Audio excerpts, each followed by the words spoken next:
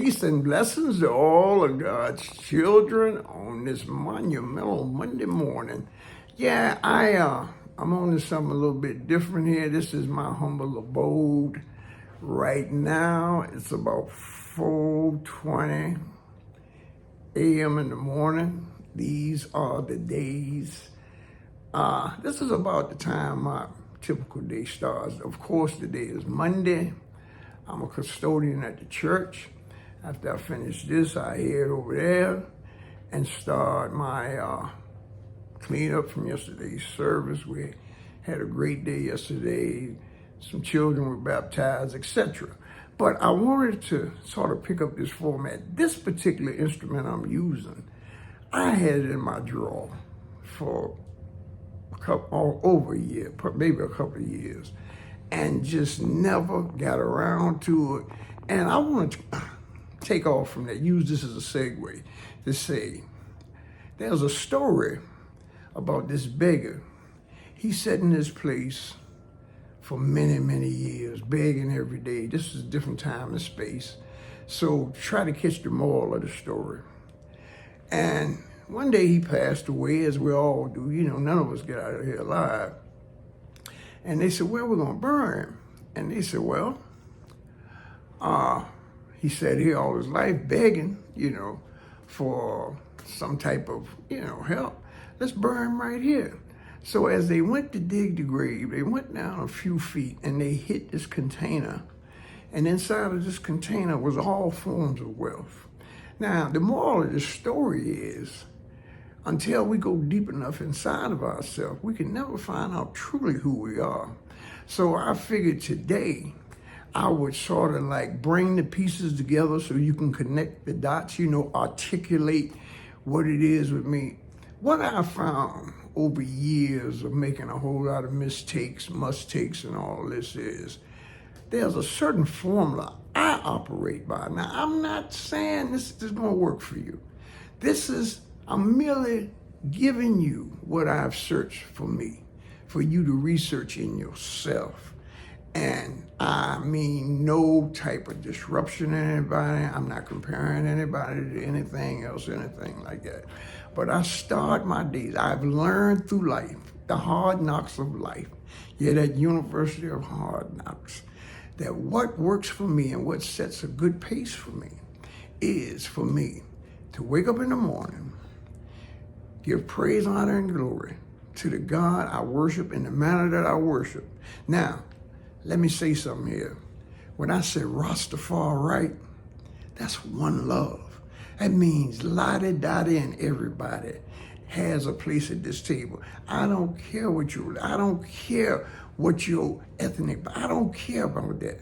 See, Maya Angelou, one of our heroes, Black History Month, etc., which is coming under attack of the political temperature today, but I don't want to get into that. Maya Angelou says, when you know better, you do better. And I took that in my spirit. And no, I was real clumsy with it, like a lot of us. When you first come into a particular acknowledgement of the way that you're supposed to walk. And let me say here, finding ourselves is a lot more arduous, difficult task than what we think of somebody else. On my journey, I had to shut that down, trying to go through and categorize and file this person over here. It wasn't nothing but different degrees of judgment, and being in places I didn't need to be. I needed to find myself. I'm still on this journey. I'm still striving. I'm still struggling. And as long as the Most High puts all in my lamp of life, that's the way it's going to be. No, it ain't. No. It's going to be a struggle. The idea is to find a healthy, conducive way for you to enrich not just yourself, but others, especially those around you, and make them better, not bitter. Now, the bitter process It's part of it. You're going to be clumsy with it. You're going to drop the ball. You're going to look like a blabbering idiot. But if you keep at it, persistence, you got to persevere. You know, what I'm speaking of now. I'm showing my little spot, and you see, when I say Rastafari, I mean, this is my liberty. This is how I live. No, I don't, no.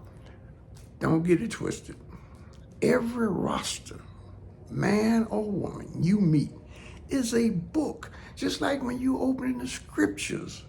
King James got 66 books. The Ethiopian Bible's got 80 books. Whatever way. Quran, Bhagavad Gita, Yoga Sutras. I mean, whatever it is. Buddhism. I Ching. I don't care what it is. If that's what you have your heart in. See, the King James Version of the Bible, Christ says, your treasure is where your heart is. And see, I ain't gonna say we, because it sounds like I'm preaching to you. I'm merely giving you a testimony of how I arrived where I am now at 71 years old. See, we have to attach our hearts to our minds. And that sets up a dynamic function within us. See, a lot of times we either shooting something straight out the mind without processing it, or we are expressing our feelings through our heart in a way that, let's just say, for example, when I was in prison, I worked in the law library. I help people with the kids. I'm not a lawyer. No, I'm not. No. But I was given, by the grace of the Most High, an opportunity to understand what it was people were carrying inside of them just by looking at their face. You could come in there and you could say whatever, but when it come down to it, using a standard of law, and I'm not putting the law up so much to overcast anything else. In the law, you have to deal with facts. Those facts are confined to the parameters that you find in state law court decisions. It's a multitude of things that comes together. Okay, but what I found, and how I was blessed by this, even though it was difficult at first, I found that most guys that came in and wanted help, they either had learning disabilities, some form of dyslexia, or they just didn't want to go to school. But I would listen to what they had to say, and I would tell them this: look, I'm going to help you learn how to work on your case. I'm not going to work on your case. I'm not an attorney. I can't go to the court with you. I can't stand up argue motions or none of this. I am merely a guy in prison that's working in the law library that may know a couple of things more than you know. But rather than giving you a fish sandwich, I want to teach you how to fish, all right? And after we get past that, and I listen to him, and through the tone and the timbre of the way he expresses himself, my next move is I will give them certain cases or certain state rules, and I said, go read that. When you come back, I want you to tell me about it. What I was really doing was seeing where his particular level of understanding was, so I could get on that to, try to teach it. And I still do this to some degree or another. And while I'm going through this vetting process with a person to see just what it is, so I can tune in with them and connect rather than just communicate, get down there and show them how smart I am or what I know about the law. No. What I have is only as valuable as I have the ability to give it to you. So see, all these things come through trials and tribulations. Let's say something I just woke up or I looked at a podcast and I'm coming back on here regurgitating. This is what makes me what I am today. I am not today what I was 7 years ago, a little over 7 years ago. Got out of prison, made up my mind. I don't know how this thing is going to go, but I am going to do what I have to do to stay out here and still have a upright disposition. And when I say upright disposition, I'm talking about learn to live with myself. Now, I don't know about y'all, but some of the worst chastisements and regrets I had in my life is how I beat myself up about things that I found out was so insignificant. This is, but anyway, this is my journey. I get up in the morning. I start my days. I read praise from the scriptures. I read a word of God from the scriptures, and I do a prayer. What I want y'all to understand is I'm doing this for everybody. This is just, Christians, Muslims, I don't care. This is me sharing or giving you the love that God has given me through trials and tribulations. I can't express to you how much that means to me to be able to go through what I've been through for over 40 some years in those dismal crypts we call prison. The humility, just the humiliation, the whole degradation of it. Living in a bathroom, in a space the size of your bathroom with another man. Let me tell you something. You got to develop some king gifts. And I ain't just talking about one or two particular things. You have to learn how to be civilized enough in your habitation in that small space, subject to rules, regulations, guidelines, and the like of a prison that people, not all of them, some correctional officers, they come in there to do their job. Now, there's others, they on something else. And I can't even describe all the categories here, and that's not important. This was my journey, and I wouldn't trade it for nothing. Along the way, no, I did not want to go that way. But here's what I found out, and I want to share that with you this morning. It's what works for you. No, listen, being grown is understanding that you have to do what works for you, what fortifies your spirit, gives you confidence in yourself, allows you to keep your word to yourself, to be dependable, say what you mean and mean what you say. Say what you mean and mean what you say. Getting on there and developing your conversation for you to get more likes and all this right here. And don't get it twisted. I'm on here. And of course, I am out here in the streets. I'm still learning how to be a upright citizen, whatever that is. Now, does that mean I've abandoned all that I've been through? No. Society's not going to let me do that. Yeah, it's just that simple. But you know what? I had a mantra I used to repeat to myself when I was in prison. And I've been in some of the worst ones in this country, has been in the prison and caught more cases while I was in there. But every day I was in there, tell you how crazy I was. I said, okay, I'm in hell. This, in my mind, is the closest thing to hell. I ain't talking about no little red guys, beings running around with horns and pitchforks. I'm saying that as far as I was concerned, hell is sitting in prison, still messing up in prison, and telling yourself every day, I'm going to give hell a bad name. I used to tell me every day, I'm going to give hell a bad name. I'm going to stand in this big old stack of feces in here that they call prison jail houses, and I'm going to do things. I'm going to grow. I'm going to flourish. I'm going to educate myself. I'm going to ask myself hard questions. I'm going to learn to be less reactive and more contemplative. And I found through doing these things, I created a sense of self-worth within myself, even though it was pure madness. See, the cost of wisdom is pretty much doing a lot of screwing up, getting it wrong, being clumsy, being out of line, all of that. those things teach us what our character truly is. And this is how I came to know these things. It wasn't because I sit down and I read some great philosophical dissertation about Plato or Aristotle. No.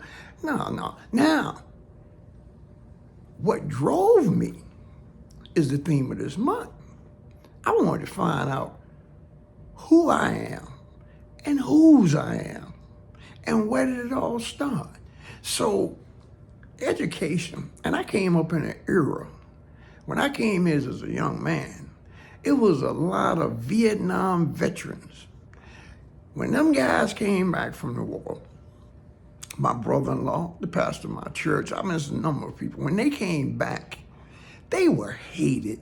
The political climate in this country was not like it is now. Y'all talking about Trump and all that. No.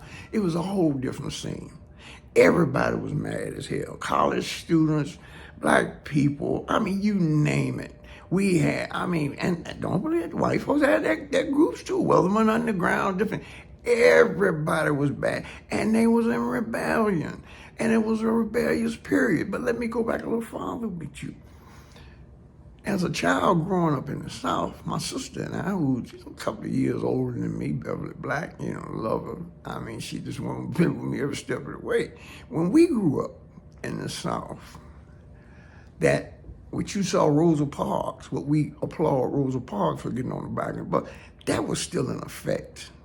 There were places they didn't allow black folks to come through the front door. There were restaurants. In order for us to get food out of there, I would have to go around to the back door of the kitchen, knock on the door, catch somebody out there, working the kitchen, and say, hey, man, can I get a burger and fries? He said, okay, I'll hook you up, and I'll just give him the money. Now, what he was doing, I don't know. I ain't getting into all that. But I'm explaining to you what it was, what the climate was in this country. They had white water fountains. They had colored or Negro water fountains. Same thing with the restrooms. I mean, the lines was drawn in the sand so dramatically. And I know you read about it. You probably seen a part. I'm saying I lived through that.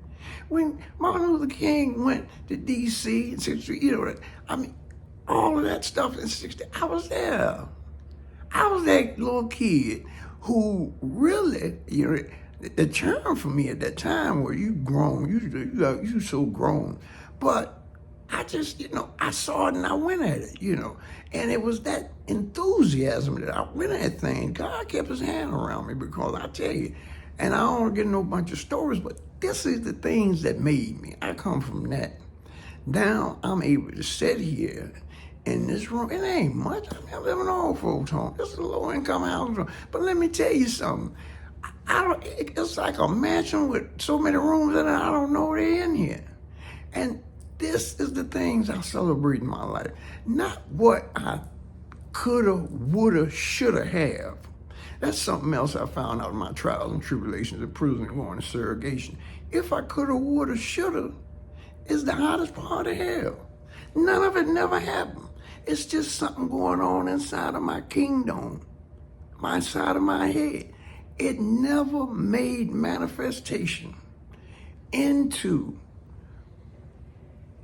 the material manifest world except in my clumsy, faultless, misguided actions that landed me in surrogation, someplace I didn't want to be. So I was compelled to learn discipline and control that. I'm getting ready to get out of here. I got to go over here and serve Christ. Cause that's who I serve and what I do over there. Yeah, I'm just cleaning up. I'm a whole custodian, this and that. But let me tell you something. I'm honored to come through where I come through and be able to get up and talk to you and go over there and serve Christ. Remember, it's what we do for the less of them. The sufferers, the people at the bottom of the round. I pray something comes out of here that sparks something in you, causes you to research things in yourself with your understanding. Peace and blessings to all of God's children. One love.